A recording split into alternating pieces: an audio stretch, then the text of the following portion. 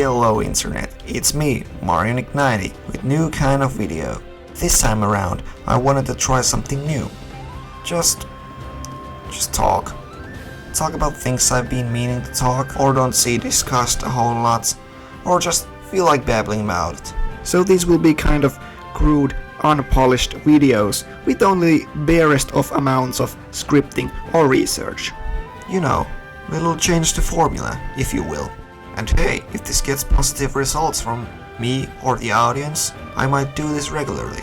So, I'm here to talk about things I like and don't. And what I have for the first episode is something I really wanted to get off my chest for a while. And it's that Super Mario Odyssey f***s everything up. So, let's talk about that.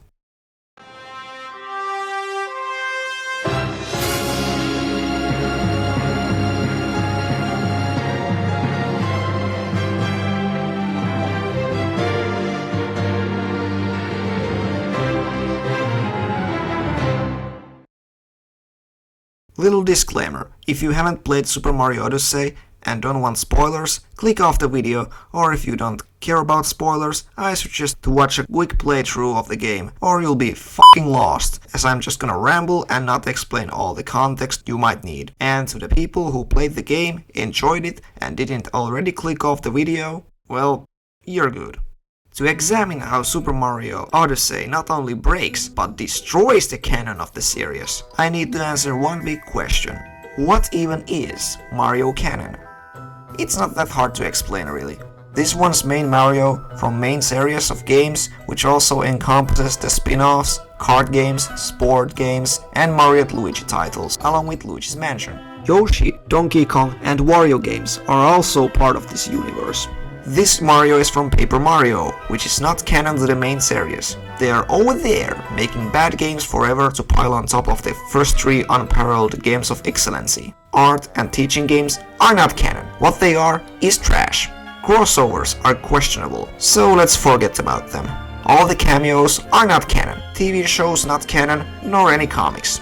What was I talking about? What could be so out of place in Super Mario Odyssey that it just feasibly can't fucking happen in the same franchise as all the other games I just mentioned? In this long history of non-contradiction?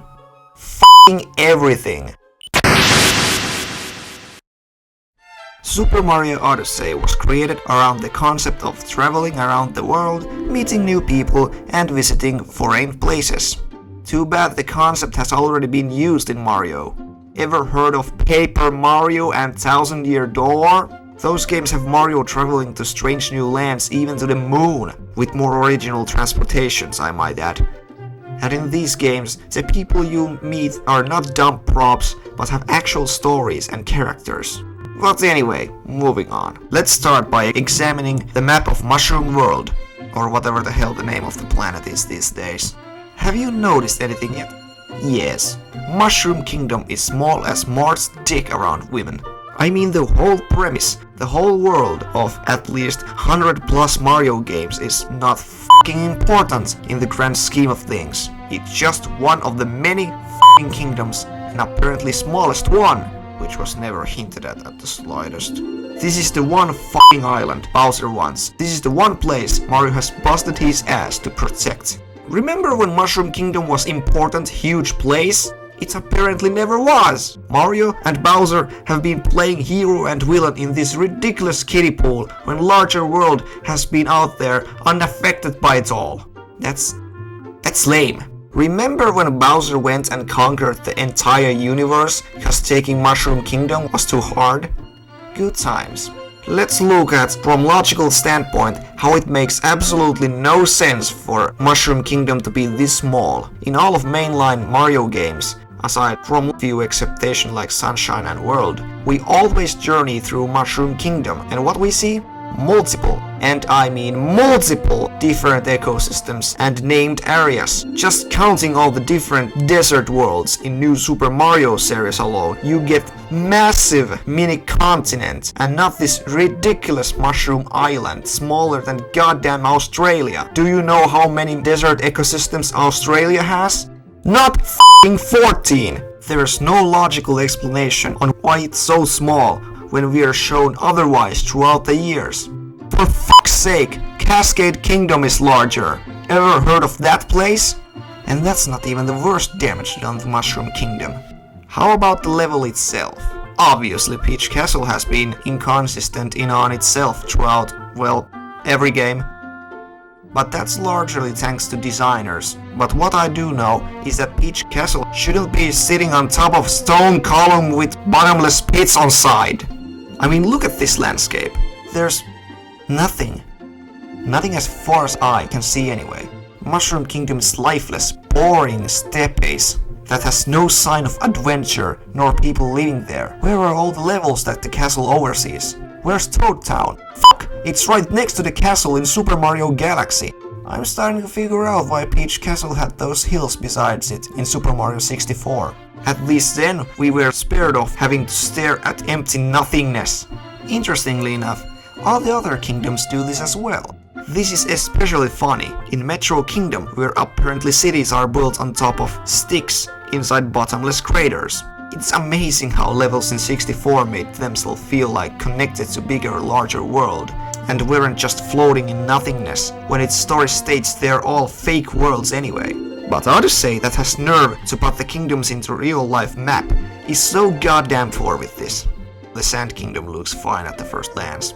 The world map also has other canon-breaking capabilities, those being that previously established places don't exist on it, mainly previously established islands that house multiple different ecosystems and multiple games. Where's Bean Bean Kingdom or Pillow Island? Not fan of Mario and Luigi games? You uneducated jackass? How about Yoshi's Island, premise of multiple games? Or Donkey Kong Island? But let's face it, continuity is with that place anyways. Or how about Delfino Isle? These are not small places. Yes, smaller than Mushroom Kingdom, that is true. But still, they should be able to be seen in the map. Well, maybe not Pillow Island, but you can even see planet's curvature in Bean Bean Kingdom map. Also, don't get me started with Sarasara Kingdom and Koopa Kingdom, aka World 8, that are both neighbors to Mushroom Kingdom. Are those supposed to be in the same f***ing tiny island too? Just looking at these contradictions in the map is making my head hurt. I guess all changed when Fire Nation attacked or something, cause none of this makes any sense, like the game's main objectives. No, seriously, bear with me here. Power moons, what even are they? Well, to put it simply, the game's version of Power Stars, Shrine Sprites and such. And they are the fuel source of Odyssey, but apparently they suck and can only get you off of the planet if you've collected 120 of them or something. Also, Bowser may or may not have any interest on them, setting them apart as most useless of collectible objects in Mario history. That's pretty much all. Wait, that's it? We are never told anything of importance about them. They are literally just collectibles that you grind for so you can go to the next place to collect more. Woohoo. Where do they come from and where do they go? Such meaningless things. Also, they appear in every kingdom, so technically there's more of them than Power Stars found in 64. Cap even comments on, "Wow, your kingdom's moons look wacky, lol." So the one of the most relevant, lasting Mario iconographies, a star, is not the norm of the North, but only exists in the way back crap hole of Mushroom Kingdom and in all of the universe. Why? How? As Mario Galaxy reveals, Power Stars come from space, where tiny cosmic beings, upon reaching maturity, turn into planets, stars, galaxies, and sometimes the really important things, aka Power Stars. Also their mother's total MILF. Power Stars are power of creation. They come from Forge of Galaxies. They are beings of light that are dancing in the universe. Heck, in Mario Galaxy, Bowser used these suckers to power all of his death machines, bosses, and even black holes. In 64, he made those dimensions inside paintings with their power. Stars. They are awesome. What do the power moons even do? Well, they were used to build a new Donk City, apparently. The stars win. Power moons. I'm sorry, but they just don't have any identity of their own. And now the whole Mario world's been using them. Outside of Mushroom Kingdom, you can fart and get a power moon. They are so mysterious and powerful. What are they? Where do they come from? What do they do? When and how? Who fucking knows? Oh yeah, these questions can be applied to the next thing that's completely wrecked. So yeah, Metro Kingdom makes absolutely no goddamn sense when put besides the rest of the world of Mario, or even rest of the Super Mario Odyssey. First up, could anyone tell me what is this? What even is this? Why are there goddamn, quote, realistic human characters in Sonic 2006, I mean Super Mario Odyssey? There's city full of them and they are keen on traveling, but we've never seen anything so ugly. These mofos look like rejected Sims characters. Objectively bad. In the beginning of development, there was this image being tossed around, which saw a lot of cartoony Mario-looking humans living in what later would be New Donk City. And honestly, this looks really good. A lot better than those unnatural, uncanny NPCs. So, why are they so different from all the rest of the beings in this world? The implication is that New Donk City is the same city the original Donkey Kong game happens, and that's why Pauline is there, as well as all the Donkey Kong references, Jump Up Superstar, 8-bit part, etc. So, this is the city Mario is from, and not from Brooklyn? I mean, it was never stated in game that he was from Brooklyn, but... Alright, come on in. You're an Italian plumber from Brooklyn, a character in a video game for Nintendo called Mario. An Italian plumber from Brooklyn. An Italian plumber from Brooklyn. An Italian plumber from Brooklyn. If Mario comes from New Donk City, then he's not goddamn Italian anymore. You know who are the people who say Mamma Mia all the time? Goddamn Italians. This just opens a whole new can of wigglers. As it turns out, Mario, including all the other human characters seen during Mario's 40-year run, are not fucking humans? Not only does this shatter and fuck up everything we've previously believed about Mario, but other characters like Peach as well. Why is Pauline only fucking normal human around all these lifeless looking Sims that have the same fucking face? Are Mario and Wario Bros trolls? Are they nocturnal race of plumbers? What the fuck? Having, quote, realistic humans live alongside cartoony Mario humans is bizarre. They did this with T-Rex too. Mario should have just been visiting alternate worlds in this one. Then the graphical differences between characters would be acceptable. But now, they just look weird. Also, what's with Pauline anyway? The trailer promises that this classic yet obscure Mario character, who's even Mario's old flame, is coming back, and that it's a big deal. Coincidentally, in a game about people trying to marry Peach, Mario's new girlfriend. You'd think there would be something interesting going on there, but nope.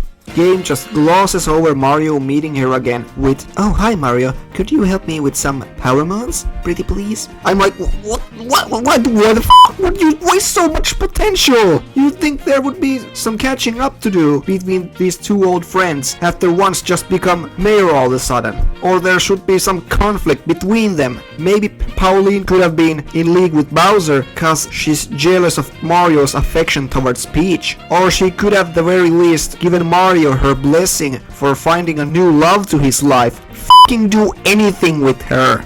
Nah bro, she's just another lame NPC with nothing to do. Except for that musical number. That one's great. Also, the city itself has some weird implications. Floating million miles from sea level doesn't do them any good, but then it's revealed that the city is made with power moons. If Mario came from this city years ago into the Mushroom Kingdom, that means power moons have to have been common back then? What? Also, I'd like to know that Mario's just been taking these power moons from the city like nobody's business, and not even once does anyone bat an eye, even though they are supposed to be valuable f***ing resources to the city? Or something? And how many do they need to power up a city of this size, when close to 100 is needed to make a measly space travel possible for a ship of the size of fucking house? Nothing makes sense! To top all of that, what is up with Donk City's naming habits? All these Donkey Kong references are neat and all, but in-universe make no sense, considering City's major's negative history with Kong family. I don't know, maybe the answer can be found in Mario vs. Donkey Kong games, why that's changed, but nobody seriously plays those games. To top all of the nonsense I've just rambled on, Nintendo somehow manages to litter inconsistencies all the way throughout Odyssey's story. There are multiple tiny details that contradict established lore or feel out of place in this game. These might just be me nitpicking, but I wanted to mention these things as well. So simple things, lightning round, go! The rabbits have their own kingdom in the moon, despite there never being a mention of them, including the time Mario went to the moon previously.